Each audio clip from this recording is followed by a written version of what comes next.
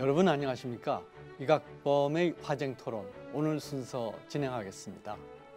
새만금의 세계 최대 태양광 단지를 세우겠다고 정부가 약속하고 그걸 실천하는 시까지 올렸습니다. 정부의 탈원전 정책이 시발점인지 아니면 태양광 에너지 개발을 위해서 기왕의 애꿎은 원전을 희생하는 것인지 그 의도는 알 수 없으나 결과는 세계 최고 수준을 자랑하던 우리나라 원전 산업이 크게 후퇴하고 있는 것입니다. 그 대신 산허리를 뚝 잘라 숲이 사라지는 태양광 난개발 현상이 속속 진행되고 있습니다.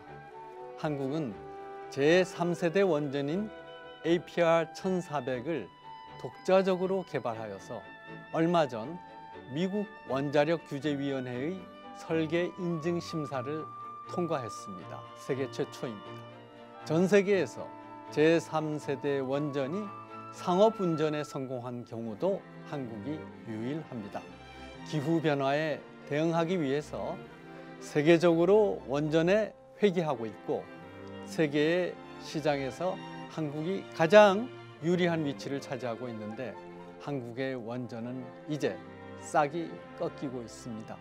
그래서 오늘 화쟁토론 탈원전 정책과 태양광 난개발을 주제로 토론해 보겠습니다.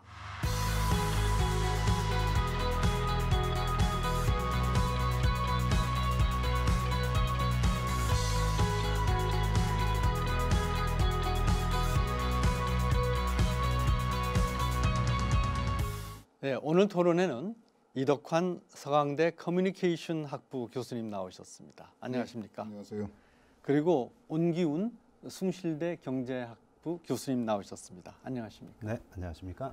정부의 탈원전 정책은 진보운동단체와 문화계의 원전에 대한 공포감 조성으로부터 시작됐습니다. 사실 위험사회에서는 방사능에 대한 막연한 두려움이 있습니다. 왜냐하면 보이지 않기 때문입니다.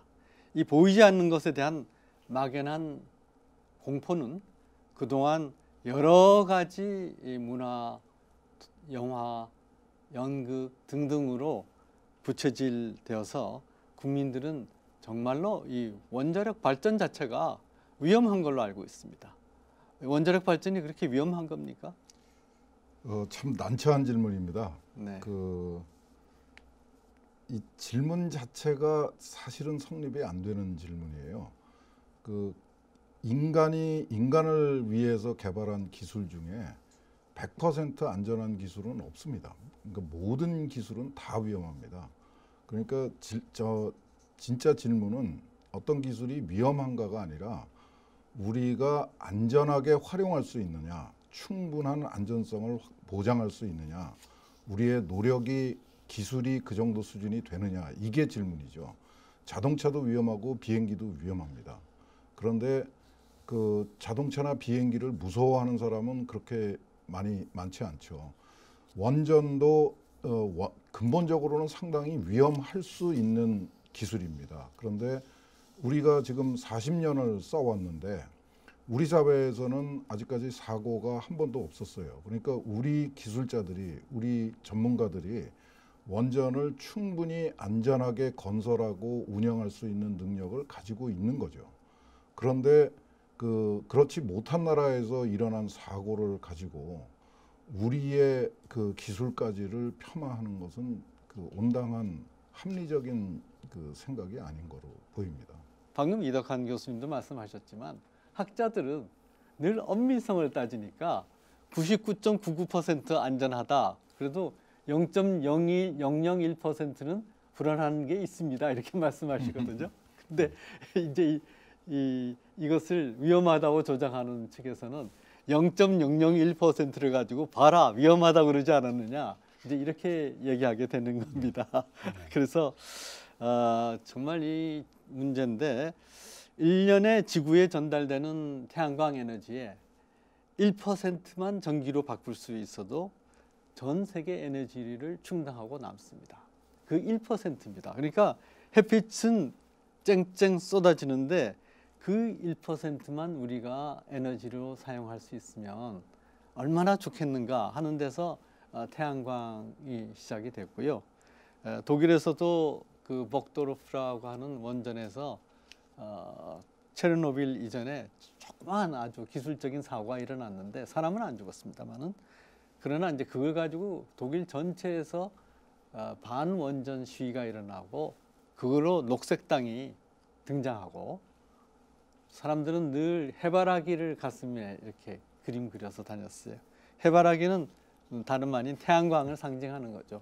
그래서 원자력에 대한 이 태양광이 하나의 희망으로 또 올랐는데, 근데 문제는 1%만 태양광 에너지의 전기로 바꿀 수 있는 용량이 성립해도 전 세계 에너지를 충당하고도 남는데, 실제로는 그게 안 된다는 거죠, 기술적으로.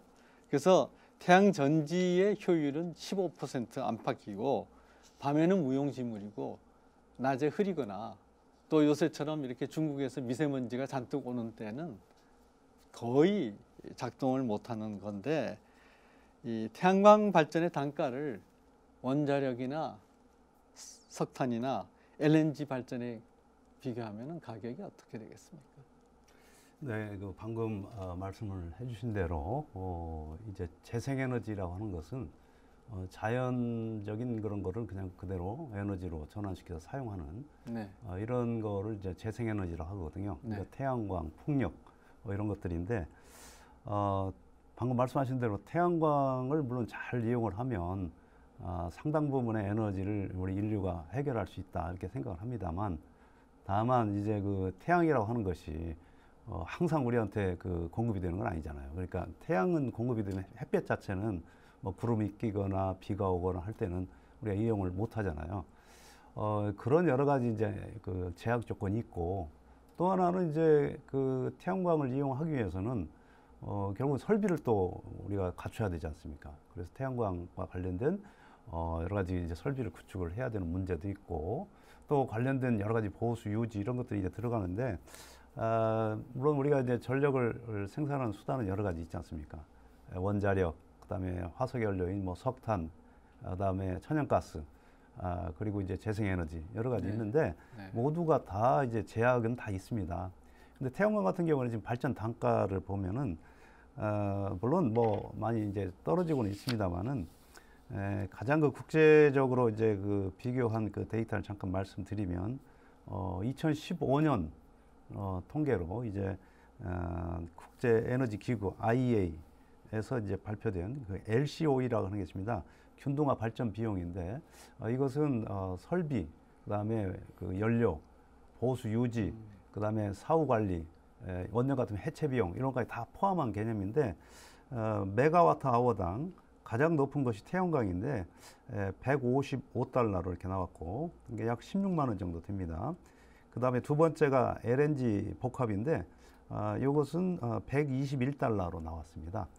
그리고 석탄은 메가와트당 77달러, 그리고 원자력은 29달러로 나왔거든요.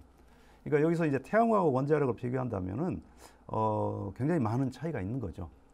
그만큼 아직은 태양광이 비용은 물론 떨어지고는 있습니다만은 원자력하고 비교한다면 굉장히 높은 그런 그 발전 비용을 지금 가지고 있다 이렇게 보겠습니다. 그러니까 이 말씀을 들어보니까 태양광 사업을 본격적으로 하려면 비용 면에서 원자력에 비해서 뭐 거의 6.5분의 1, 7분의 1에 육박하는 이 원전을 폐기를 해야지 태양광 사업이 발전할 수 있는 경제적인 이유가 성립되겠군요. 그래서 조금 다른 시각에서 보셔야 될 것 같아요. 지금 그 원전은 우리가 활용하기 시작한 지가 거의 70년 정도 됐고요. 우리 사회는 40년 됐습니다. 비교적 완성 단계에 있는 기술이고요. 화석연료, 석탄하고 LNG도 사실은 태양에너지가 축적된 겁니다. 전환된 거죠. 그러니까 태양광만 햇빛을 이용한다고 주장하는 거는 좀 어폐가 있습니다. 근데 하여튼 석탄하고 LNG도 비교적 완성 단계에 있는 기술입니다. 이제 뭐 더 이상 쓰지 말아야 된다는 이야기가 있을 정도죠. 석탄은 한 300년 썼고요. 한 250년 정도 썼고 LNG는 지금 뭐 한 50년, 60년 그 원전하고 비슷한 수준인데 좀 우리한테 익숙한 활용하는데 그렇게 큰 기술이 필요 없는 그런 기술입니다. 근데 태양광은 우리가 지금 적극적인 활용을 시작한 지가 한 20, 30년밖에 안 됐고요. 신생 기술입니다. 미완성의 기술이죠. 아직 효율도 많이 떨어지고 개선하고 노력해야 될 부분이 굉장히 많은 미래 에너지입니다. 그러니까 지금 완성되지 않은 기술을 가지고 완성돼서 쓰고 있는 기술을 대체하자는 거는 논리에 맞지 않고요. 이 태양광은 지금 당장 우리가 적극적으로 활용할 기술이 아니라 지금부터 준비를 하고 투자를 하고 노력을 해야 되는 미래의 기술입니다. 그러니까 원전하고 양립하는 게 아니라 또는 원전을 대체할 기술이 아니라 앞으로 적극적인 활용이 필요한 그런 기술로 우리가 투자를 해야 될 대상이지 이렇게 전국 규모로 확산을 시킬 수준에 와 있지 않은 상태다. 그래서 원전을 대체할 수 있는 기술은 아니다라고 경제적인 비교를 떠나서라도 기술적인 면에서도 그런 차이가 있습니다. 네. 새만금 쪽하고 관련돼서 잠깐 좀 예, 말씀을 드리면은 네. 지금 새만금에 2.8기가와트 네. 설비를 지금 구축을 하겠다 이렇게 이제 발표를 했는데 그게 세계 최대라고 그러죠? 그렇죠. 단위로는 지금까지 국내에서는 이 38메가와트가 가장 컸습니다. 아, 네. 그런데 38메가와트라고 한 것은 38,000킬로와트죠. 네, 네, 네. 근데 이번에 새만금에다가는 280만 킬로와트의 설비를 구축하겠다 지금 그 얘기입니다. 그런데 그 면적은 여의도의 한 13배 정도 제가 네. 계산해 보니까 네. 그러면 새만금 전체가 140배 여의도 네. 140배 면적이니까 네. 그것의 9%를 이제 새만금 죄송합니다. 태양광 그 부지로 구축을 하겠다 지금 그 얘기니까 굉장히 큰 어마어마한 넓이입니다. 거기다가 이제 2.8기가와트 해봐야 발전 효율이 뭐 한 15% 잡으면 사실은 뭐 한 60만 킬로와트 네. 그러니까 0.6기가와트 이 정도밖에 생산을 못 하거든요. 그럼 0.6기가와트라고 하는 것은 원자력 발전기 2분의 1밖에 안 됩니다. 하나에. 근데 정부에서는 그게 영광 원자력 발전소에 원자로 4개에 해당된다. 이렇게 그게 참 이런 네. 그것은 이제 충분한- 뭐냐면 그거는 이제 효율을 이용률을 생각하지 않은 거죠. 아, 그러니까 절대로. 시설 용량 면에서 그렇다는 그런 거고 거지. 네. 그 영광 원전은 24시간 풀 가동이 가능한 거고요. 이 태양광은 실제 가동률은 15% 수준에 하루에 불과합니다. 한 3시간 정도밖에 예. 발전이 안 네. 됩니다. 그러니까 실효 용량을 따지면은 지금 오 박사님 말씀하신 것처럼 한 0.5기가와트밖에 안 되고 예. 그 시설 시설 용량 겉으로 보기에는 그 영광 원전의 4기에 해당되는 엄청난 그 시설인데 실제로 발전하는 양은 그거의 한 8분의 1 정도밖에 안 된다. 그러니까 이런 얘기죠. 그렇죠. 예. 네. 이 교수 말씀하신 대로 이거는 LNG 복합 하나만 또 못합니다. 사실은 네, 네. 지금 뭐 LNG 복합만 해도 뭐 100만 킬로와트짜리가 나오니까 그러니까 사실은 굉장히 그 넓은 면적에다가 그 발전을 할 수 있는 양은 굉장히 작다. 전체적인 비용 말씀하시니까 폐기물 플러스 나중에 그 발전소 해체 비용까지 발전 단가에 지금 다 계산돼 있지 않습니까? 예, IEA에서 그런데 그렇게 하고 있습니다. IEA에서 폐로 그렇게 하죠. 비용까지 네, 네. 포함해서. 폐로 비용까지 다 돼 있는데 그런데 지금 태양광은 지난번에 홍수 때문에 산사태를 일으켜 가지고 태양광으로 숲을 잘랐으니까 산사태가 일어나 가지고 태양광이 엄청나게 많이 또 이 폐자원화되는 경우가 있었는데 그 비용은 태양광 발전하는 사람이 물고 있습니까? 그 원전의 핵폐기물의 경우에는 처리 비용도 지금 적립을 하고 있고요. 처리 주체도 정해져 있습니다. 한수원이라는 공기업이 그걸 처리하게 되어 있습니다. 네. 근데 이 태양광의 경우에는 이게 보급을 전제로 지금 그 정책을 시행해 왔기 때문에 폐기에 대해서는 정부가 전혀 신경을 쓰지 않았습니다.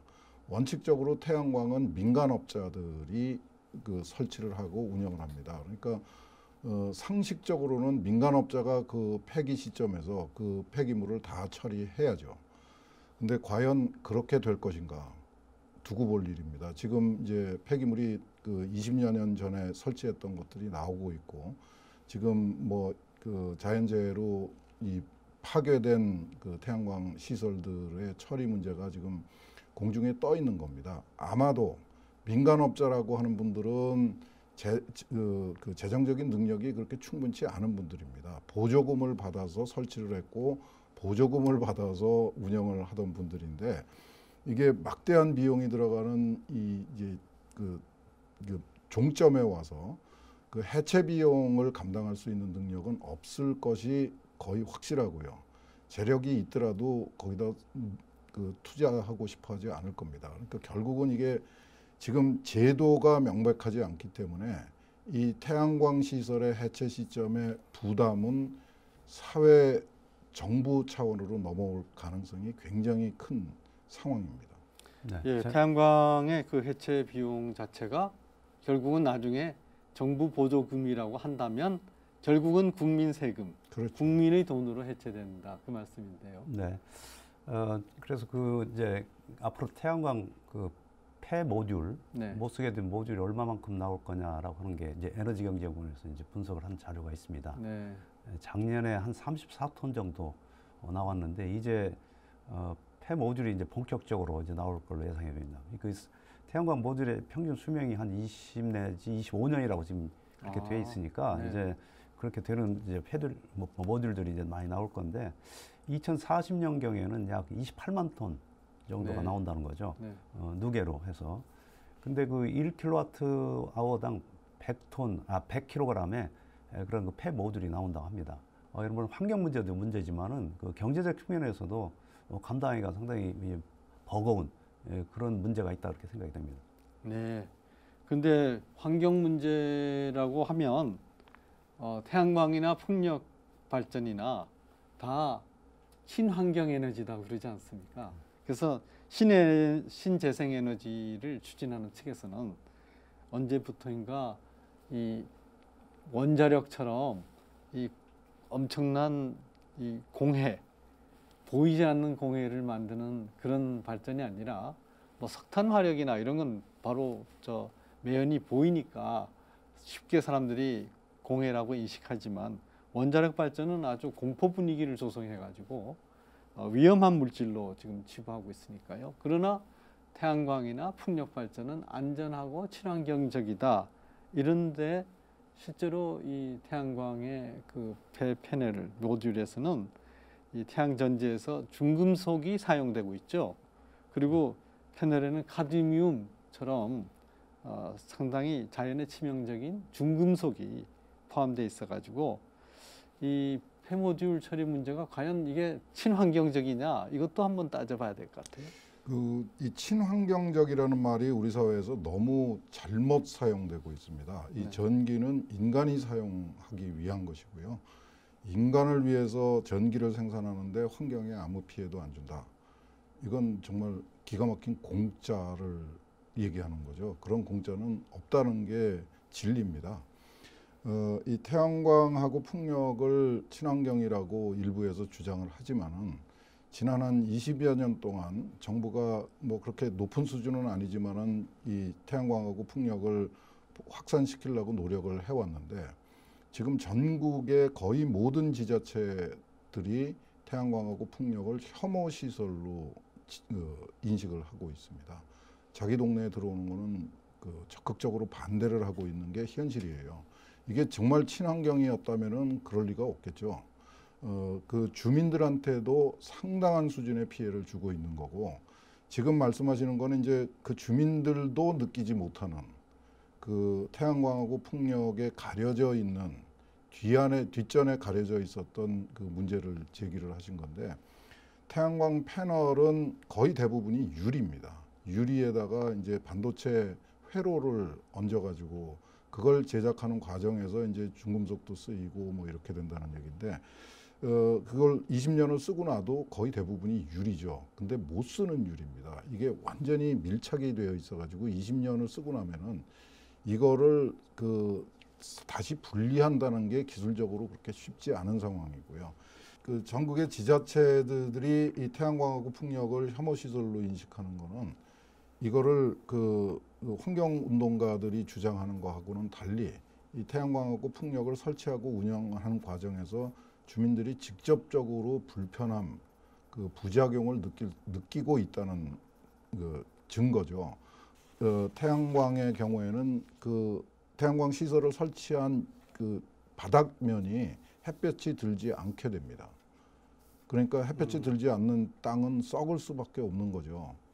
그러니까 뭐 지금 이 쌀 생산량이 너무 많으니까 뭐 논에다가 태양광을 설치하자 이러지만은 그건 사실은 밑에 쌀 농사가 잘 안 되도록 만드는 거죠.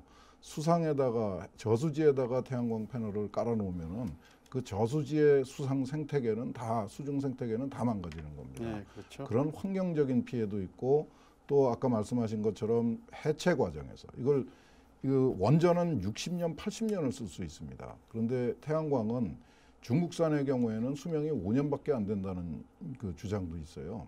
5년 내지 25년입니다.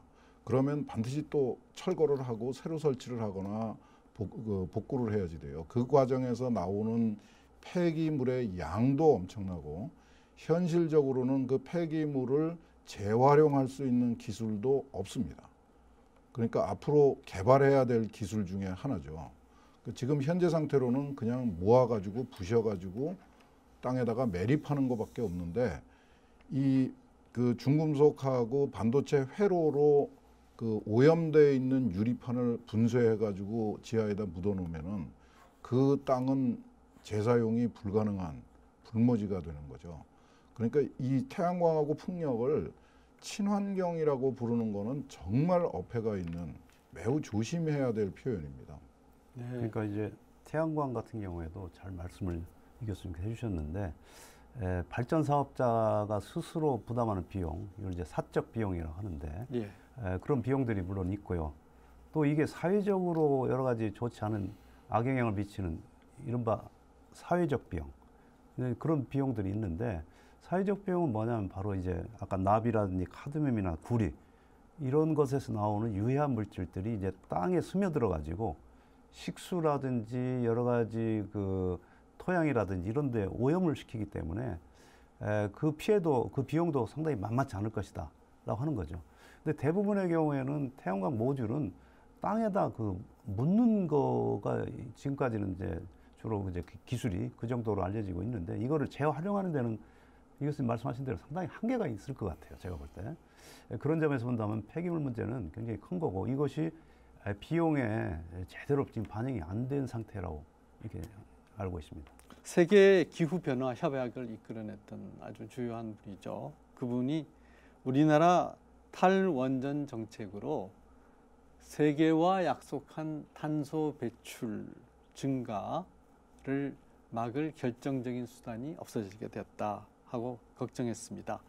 그래서 OECD 원자력 기구 사무총장도 최근 언론 인터뷰에서 원전은 아까 두 분 선생님 말씀하신 대로 어떤 기후와 날씨에도 불구하고 안정적으로 전력을 공급할 수 있고 또 온실가스를 배출할 수 있는 가장 확실한 수단이라고 했습니다. 유엔산하 기후변화 정부 간 협의체인 IPCC는 아주 최근입니다. 특별 보고서에서 재앙적 기후변화를 막으려면 원자력 에너지를 2030년까지 현재보다 59 내지 106%를 더 늘려야 한다고 했고요. 일본도 2050년까지 이 세계 기후변화 협약과 관련해 가지고 현재 온난화 가스 배출량을 80% 감축하겠다는 장기 계획을 했는데 탈원전 하던 일본이 원전 회귀가 이제 불가피하게 됐습니다. 이 계획을 달성하기 위해서. 그러면 우리나라의 지금 탈원전 정책으로 태양광 드리겠다 그랬지만은 이거가 결국은 사실상에 있어서는 기후 변화 협약에서 우리나라가 세계에 약속했던 그 온실가스라고 그러죠. 그 탄산가스 배출량, CO2 에미션 그 양을 줄이는 데는 상당히 좀 어려운 것이 아닌가 이런 걱정을 하는 분들이 많은데 어떻게 생각하세요? 탈원전 정책의 문제점은 저는 한 두 가지로 지금 말씀드리고 싶습니다. 하나는 이제 앞에서 우리가 얘기를 했다시피 발전 단가 측면에서 네. 이제 발전 비용을 높임으로써 결국 지금 당장은 지금 한전이 그 손실을 떠안고 있고 이거를 전기요금으로 이제 전가를 시키면은 전기요금 인상이 돼서 소비자들이 이제 부담이 커지겠죠. 이제 그런 문제가 있고 또 하나 문제는 바로 이제 온실가스 문제입니다. 환경 문제인데 환경론자들이 흔히들 환경을 위해서는 원전을 줄여야 된다, 탈원전을 해야 된다 그런 얘기를 하는데 지금 말하는 환경 얘기는 사실 온실가스가 가장 큰 이슈거든요. 사실 온실가스 감축을 위해서는 오히려 원전이 더 필요한 건데 그런 이상한 그 주장들을 하고 있는데요. 지금 보면은 이제 앞으로 원전을 정부 계획으로는 지금은 24기를 가동하고 있고 2022년에는 28기까지 일단은 늘어납니다. 지금 신축하고 있는 게 있기 때문에. 그러다가 이제 신규로 그 계획된 걸 다 지금 취소를 했기 때문에 이제 급속히 줄기 시작해서 2031년이 되면은 18기로 줄고 2038년은 14기로 그리고 2080년이 되면 제로로 가겠다라고 하는 거를 지금 현 정부가 지금 계획을 세워놓고 있죠. 아주 미래 60년 이후 것까지도 지금 얘기를 하고 있단 말이에요.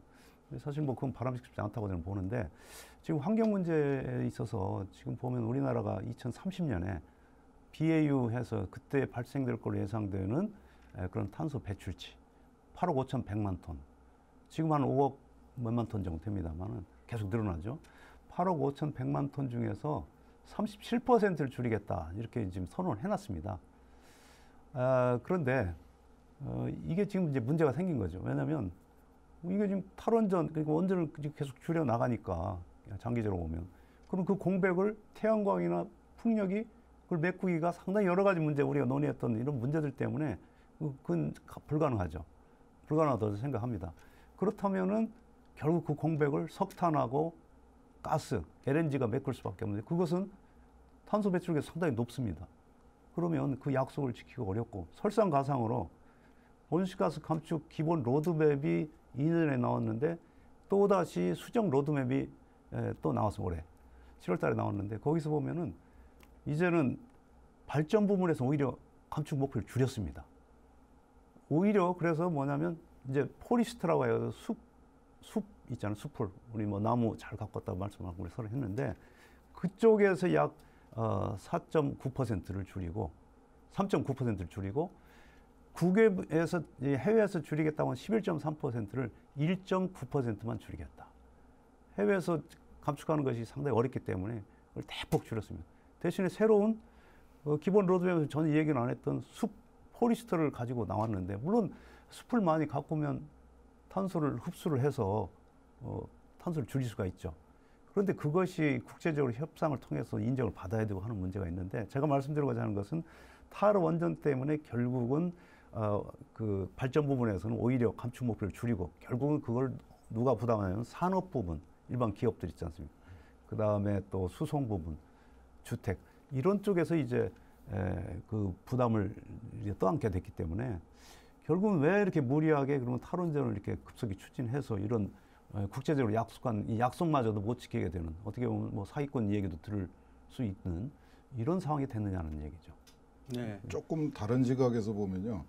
우선 첫째는 우리 정부도 그렇고 우리 사회도 그렇고 이 온실가스 문제, 온실가스에 의한 기후변화 문제의 심각성을 절감을 하지를 못하고 있는 것 같아요. 그냥 구호로 뭐 녹색 성장이다 뭐 이런 좋은 구호로만 인식을 하고 있지 그 정말 우리가 거기에 관심을 가지고 노력을 해야 된다고 느끼고 있지 않은 것 같아요. 그 처음에 37%, 38% 절감을 약속한 것도 사실은 그냥 한번 해보자는 식이었고 그래서 금방 또 수정을 할 수밖에 없었고요. 이 온실가스를 줄이는 방법은 크게 두 가지가 있습니다. 하나는 기술 혁신을 해가지고 그 같은 정도의 경제적 국민적 사회적 활동을 하면서도 그 온실가스 배출량을 줄이는 그런 기술 혁신을 통한 그 대응 방법이 하나 있고, 그 다음에는 그게 우리가 가야 될 길이죠. 선진국이 가야 될 길이고 우리가 가야 될 길인데, 안타깝게도 우리가 선택한 방법은 후자인 것 같습니다. 후자의 방법은 인구를 줄이고 산업 활동을 줄이자. 규제를 통해서. 이게 안타깝게도 우리의 선택인 것 같아요. 아무도 말은 안 하지만은 실제 지금 그 MB 정부 때 내놨던 그 37% 절감 계획도 그랬고, 아까 지금 온 박사님이 말씀하신 그 국외에서 감축하겠다는 얘기는 돈 주고 사오자는 얘기예요. 그 감축 권리를 그 배출권을 외국에서 돈 주고 사오자는 얘기인데 지금 팔 나라가 없는 상황입니다. 그러니까 결국 우리가 지금 국제적 약속을 지키기 위해서는 결국은 산업 활동을 규제를 통해서 줄이는 수밖에 없죠. 못 사는 나라를 만들겠다는 뜻입니다. 네. 그런데 우리가 실제로 많은 나라를 비교해 보면 오히려 국민 소득이 높은 나라에서 이 환경에 대한 여러 가지 활동도 활발하고, 그래서 산업도 친환경적으로 오히려 발전하고 있고,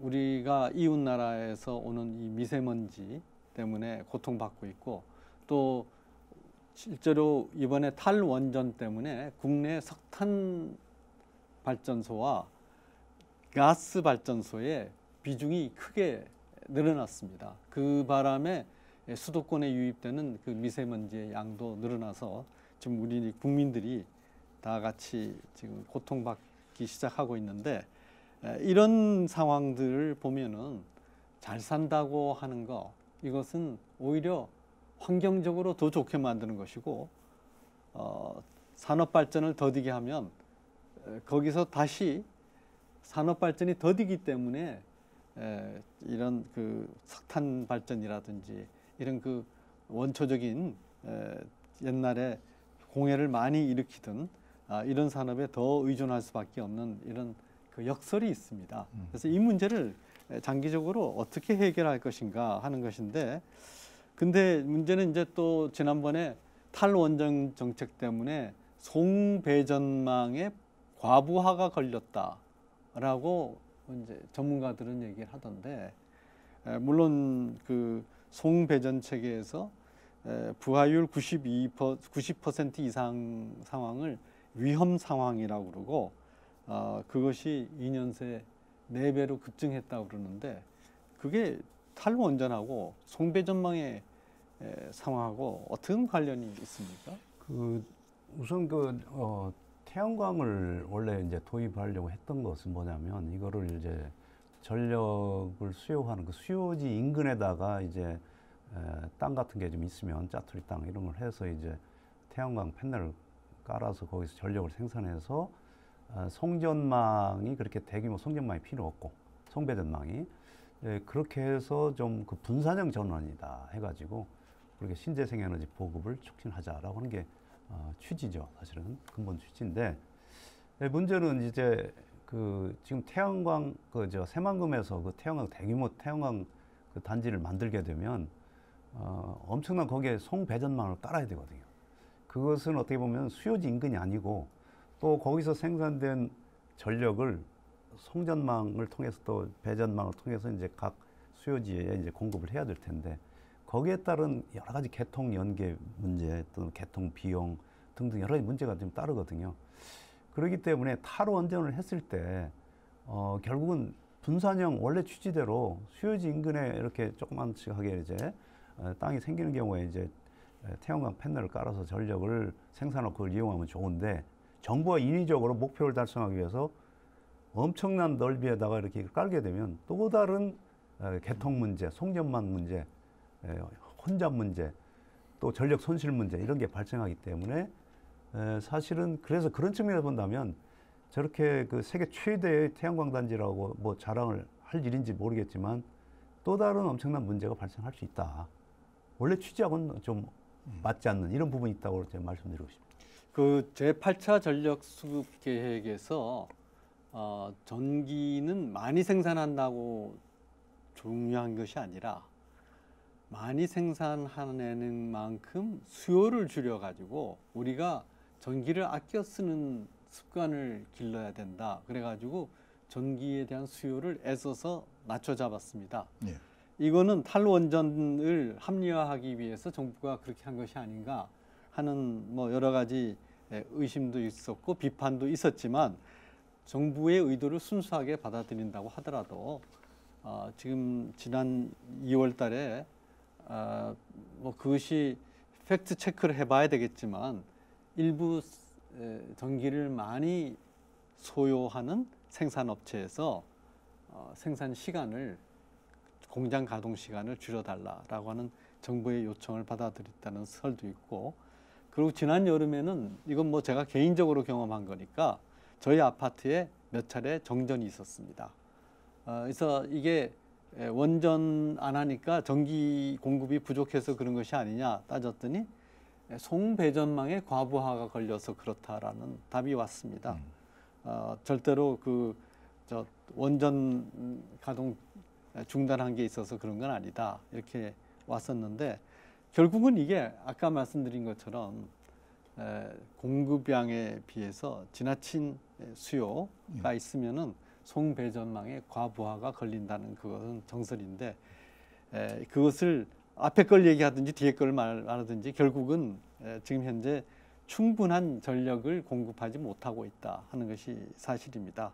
그래서 이 문제를 앞으로 이제 어떻게 하느냐 하는 것인데 아까 이덕환 교수님 말씀하신 것처럼 여기에 대한 해법으로 인구와 산업 활동을 줄이고 우리의 저 국민소득 수준을 낮춰가지고 다시 에너지를 덜 쓰는 그런 시기로 가면은 된다라고 일부에서 주장하는 것이 아닌가 생각하는 것이 아닌가. 만약 그것이 사실이라면 이 뭐 우리나라의 정말 미래 세대를 생각하면 너무나 큰 일이죠. 근데 8차 전력 수급 계획에 아까 이제 이덕환 교수님 말씀하신 그걸 이제 다시 바꿔서 말하면은 미래 전력 수요를 좀 과소 예측했다 이런 사실 비판을 받을 만하고 또 스스로 그렇게 생각을 하고 있죠. 그런데 사실 우리나라 전체의 그 전력 소비의 55%를 산업용 전력 수요가 차지하고 있습니다. 나머지 뭐 가정용도 있고 건물에서도 쓰고 뭐 하긴 합니다만은 절대적으로 산업용 전력 수요가 전체 전력 수요에 미치는 영향이 큰데 지금 한국의 그 제조업 상황을 보면 지금 공장 가동률이 70%의 초반입니다. 원래는 네. 80% 초반이 정상입니다만 네. 전체적으로 산업활동이 위축이 되다 보니까 지금 가동률이 뚝 떨어졌거든요. 그 추세적으로 떨어졌습니다. 2011년부터 계속 그 추세적으로 떨어지고 있는데 그만큼 제조업의 현장이 좋지 않다. 뭐 밤에 되면은 뭐 불이 꺼져 있다. 뭐 울산이나 뭐 창원이나 뭐 군산이나 그런 얘기 많이 있잖아요. 그러면 정부가 생각하기에는 이런 추세가 앞으로 지속되리라 하는 걸 전제로 하면 안 되거든요. 이건 비정상적인 상황입니다, 사실은. 지금 그렇기 때문에 실업자도 많이 양산이 되고 뭐 이런 비정상적인 상황을 계속 끌고 간다고 하는 거를 전제로 해서 전력 수요를 앞으로도 3차 에너지 기본계획에서도 이렇게 낮게 예측을 한다면 그 또 다른 또 어떤 혼란을 또 초래할 가능성이 있거든요. 그러니까 말씀하신 대로 전력 수요라고 하는 것은 기본적으로 전력화가 계속 진행이 되기 때문에 전기화가 그렇기 때문에 전력이 편리하고 전기가 깨끗하고 하기 때문에 쓰게 마련이거든요. 너무 이게 낮추는 것은 혹시나 탈원전을 합리화하기 위한 그런 부분이 있지 않느냐고 하는 의심을 살 여지가 상당히 있지 않나 이렇게 생각을 하죠.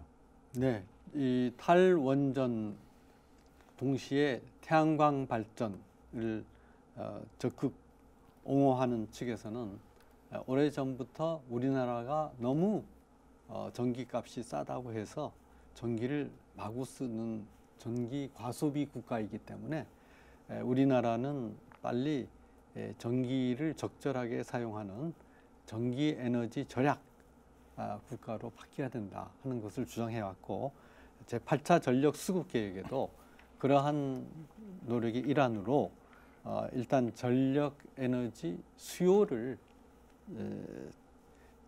적정치를 낮춰 잡은 그런 면이 있습니다. 이게 다 하나의 전체적인 그 맥락에서 그런데요. 이렇게 신재생 에너지가 의무 할당 비율이 늘어나면서 지금 구체적으로 한전의 적자가 굉장히 급증하고 있다고 하는데, 지금까지도 부지 매입, 그다음에 각종 지원하면은 무려 32조 원이나 증가해서 앞으로 이제 총 부담액이 2030년까지는 80조 원에 해당한다 그러는데, 한전이 이걸 어떻게 견뎌낼 수 있겠습니까? 한전은 공개된 공기업입니다. 네. 그러니까 그 주주들 중에는 그 외국 주주들도 상당히 있는 걸로 알고 있는데, 공기업 중에서 정말 찾아보기 어려운 우량 공기업이었죠. 네. 상당히 그 재정 사정이 괜찮은 기업이었는데, 작년부터 이제 문제가 발생하기 시작합니다. 작년에 제가 그냥 그 신고리 5, 6호기 뭐 이런 논란을 거치면서 한전이 직접적으로 부담했어야만 했던 비용만 하더라도 한 3, 4조는 거뜬히 넘는 것 같고, 올해는 그거보다 더 많은 것 같아요. 그게 그냥 직접적으로 정부가 탈원전하고 관련된 그 논란을 만들어서 그거를 수습하는 데 들어갔던 비용들이고요. 그다음에 지금 말씀하셨던 것 같이 이 그 신재생 에너지 의무 할당 비율을 맞추고 뭐 이런 그 다양한 요인 때문에 한전과 한수원 그 화력 발전들이 추가로 부담해야 될 비용, 추가로 부담했던 비용이 구체적으로 얼마나 되는가는 추정도 불가능한 것 같습니다. 네, 탈원전 관련해서 참 암담한 현실인데요. 온기훈 교수님 오늘 마무리 말씀 부탁드리겠습니다. 네. 그 에너지 소비, 특히 그 전력 소비라고 하는 것은 시대 상황에 따라서 굉장히 그 좀 신축적으로 변할 걸로 예상이 됩니다. 4차 산업혁명 얘기도 나오고 하니까 그 부분이 에너지를, 특히 전기를 얼마 늘릴지 줄일지 그것도 아무도 누구 확실하게 지금 아직은 얘기할 수 없는데, 그런 측면에서 본다면 현 정부가 앞으로 60년 이후 것까지를 자꾸 예단해서 그때는 원전을 제로로 가겠다라고 얘기하는 것은 너무 거기에 그 집착해서는 안 된다고 보고요. 적어도 임기 내에서 또는 뭐 한 10년 단위, 20년 단위, 지금 현재 계획이 20년까지 돼 있으니까 그런 범위 내에서만 얘기할 것이지 너무 길게 봐서는 안 된다고 생각하고, 정책을 좀 유연하게 끌고 가야 된다. 특히 그 전력 구입 비용의 증가라든지 온실가스 증가라든지 이런 두 가지 측면에서 본다면 원전의 역할을 너무 지나치게 빨리 축소시키는 것은 바람직하지 않다. 저는 그렇게 생각합니다. 네, 우리 이덕환 교수님. 작년부터 시작된 이 소위 에너지 전환 정책, 저는 뭐 그 용어가 그렇게 적절한 건지 잘 모르겠습니다. 저는 그냥 탈원전이 더 그 맞는 것 같은데, 이 탈원전 정책의 가장 심각한 문제는 법치의 영역을 벗어나 버렸다는 거죠. 우리가 사회적으로 탈원전을 합의한 적이 없습니다. 그 이미 에너지 정책이라는 거는 국가의 가장 중요한 기간 산업이거든요. 거기에 대해서 다양한 그 법을 통해서 제도가 마련되어 있습니다. 그 제도가 지금 처음부터 끝까지 완전히 다 무시되고 있다. 이 문제가 저는 굉장히 심각한 그 과제라고 보고요. 에너지 산업은 이 기간 산업이면서 이게 그 도로 같은 그 SOC에 해당되는 산업입니다. 이걸 그 에너지, 예를 들어서 발전소를 건설해 가지고 거기서 많은 사람들을 채용해 가지고 일자리를 제공해 주는 게 기본 역할이 아니고, 소수의 사람들이 일을 해서 높은 효율로 일을 해서 전기를 생산해 주면 그걸 가지고 다른 기업들이 그걸 활용해서 일자리를 만들어내는 그런 역할을 해야죠. 근데 지금 새만금에서도 보다시피 거기에서 10만 명이 일을 하게 된다는 거예요. 발전소에서 10만 명이 일을 하면은 그건 발전소가 아니죠.